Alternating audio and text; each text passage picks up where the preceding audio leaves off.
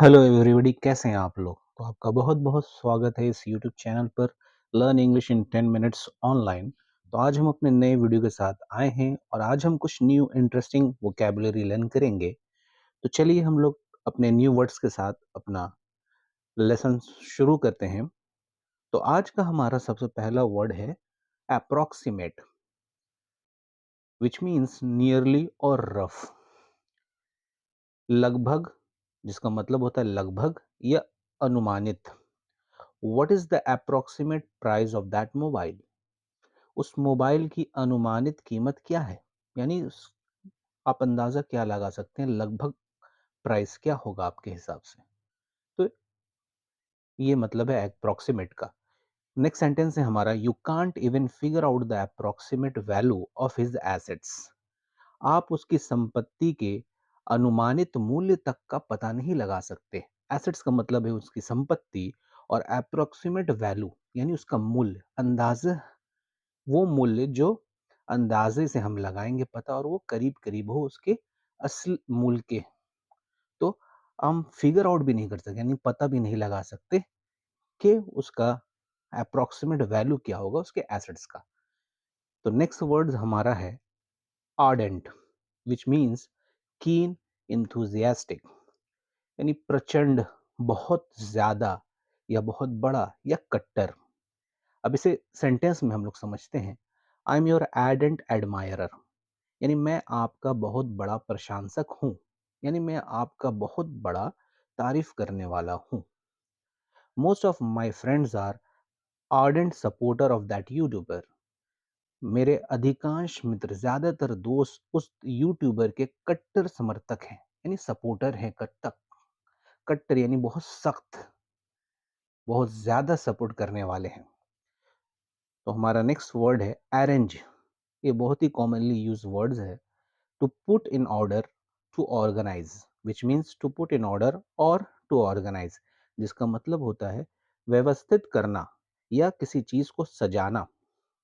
Books are arranged in the library according to their size, पुस्तकालय में पुस्तकों को उनके आकार के अनुसार व्यवस्थित किया जाता है, यानी आकार के अनुसार, साइज के अनुसार उसे सजाया गया है। Mohan arranged some fresh fruits on a plate for the visitors, Mohan ने आने वालों के लिए एक प्लेट में कुछ ताजे फलों को सजाया है।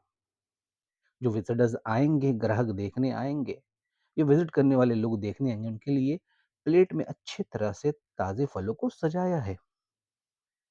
सो हमारा नेक्स्ट वर्ड है एरोगेंट। ये भी बहुत कॉमनली यूज्ड वर्ड है एरोगेंट, जिसका मतलब होता है इगोइस्टिक। यहाँ एक स्पेलिंग में एरर है। इगोइस्टिक में जो टी पहला टी है उसे हम छोड़ देंगे, वो गलत है। इगोइस्टिक या हॉटी, जिसका मतलब होता है घमंडी या अहंकारी। Nobody can put up with her arrogant behaviour, उसके अहंकारी व्यवहार को कोई बर्दाश्त नहीं कर सकता, उसके अहंकारी व्यवहार को कोई बर्दाश्त नहीं कर सकता। और एक एग्जाम्पल देखेंगे सेंटेंस में हम एरोगेंट शब्द का। No woman is as arrogant as she is, कोई भी महिला उतनी घमंडी नहीं जितनी वो है। No woman is as arrogant as she is. हमारा नेक्स्ट वर्ड है as a corollary to that, as a corollary to that, जिसका मतलब होता है जिसकी वजह से, due to which I go running every day, as a corollary to that I have good stamina, मैं रोज दौड़ने जाता हूँ जिसकी वजह से मुझ में अच्छा स्टैमिना है। I go running every day as a corollary to that I have good stamina. He studies well, as a corollary to that he passed the exam on the first attempt, वो अच्छी पढ़ाई करता है इसीलिए उसने पहली बार में एग्जाम पास कर लिया। हमारा नेक्स्ट वर्ड है एज अ रिजल्ट। इसका भी मतलब करीब करीब पहले वर्ड की तरह है, मगर हम एज अ रिजल्ट यानी नतीजतन या फल स्वरूप। Due to which there was heavy pollution in the city, as a result exams were delayed, शहर में भारी प्रदूषण था, नतीजतन परीक्षा में देरी हुई। I worked extremely hard to learn English last year. As a result, I got a good job. I worked extremely hard to learn English last year.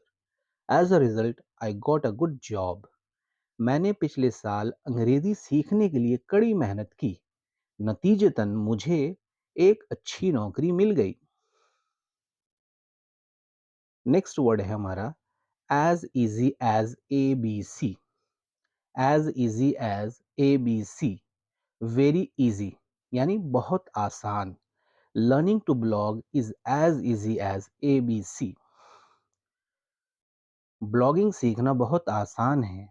To reach there is as easy as A B C because you have to simply take the left turn throughout the journey. वहां तक पहुंचना इतना आसान है कि पूछो मत, क्योंकि आपको पूरी यात्रा के दौरान बस बाएं मुड़ते रहना है। नेक्स्ट वर्ड है हमारा एस्पेक्ट, विच मीन्स फेसेट और कैरेक्टरिस्टिक, यानी किसी भी पहलू या छवि, किसी भी बात का पहलू या किसी इंसान का छवि। Education is one of the most essential aspects of life. शिक्षा जीवन के सबसे आवश्यक पहलुओं में से एक है। शिक्षा जीवन के सबसे आवश्यक पहलुओं में से एक है। Education is one of the most essential aspects of life. Education is one of the most essential aspects of life. शिक्षा जीवन के सबसे आवश्यक पहलुओं में से एक है। क्यों सही है ना ये वो वाक्य? तो इस पे हमें फोकस करना चाहिए, एजुकेशन पे। Everyone appreciates the good aspect of a person. किसी व्यक्ति की अच्छी छवि की सभी प्रशंसा करते हैं। नेक्स्ट हमारा वर्ड है associate. Associate which means to link और कलीग, यानी जोड़ना या सहयोगी, हमारे साथ काम करने वाला, हमारे काम में सहयोगी। We associate the name of Darwin with the theory of evolution. हम डार्विन के नाम को विकासवाद के सिद्धांत से जोड़ते हैं। Mister Mohanlal was my business associate. Mister Mohanlal was my business associate. Shri Mohanlal मेरे व्यावसायिक सहयोगी थे। नेक्स्ट और आज का हमारा लास्ट वर्ड है एज यूजुअल, एज ऑलवेज, जिसका मतलब होता है एज ऑलवेज, हमेशा की तरह। I called him as usual but this time his behaviour was a little rude. मैंने उसे हमेशा की तरह कॉल किया, लेकिन इस बार उसका व्यवहार थोड़ा कठोर था। I called him as usual, but this time his behavior was a little rude. He got up at 4 o'clock as usual. वो हमेशा की तरह 4 बजे उठा।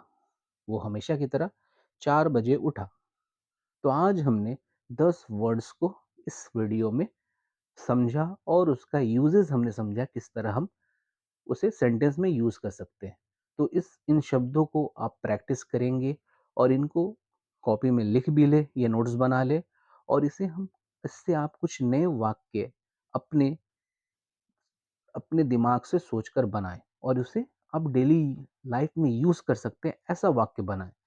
और ये यूजफुल वर्ड्स हैं। So like share and subscribe.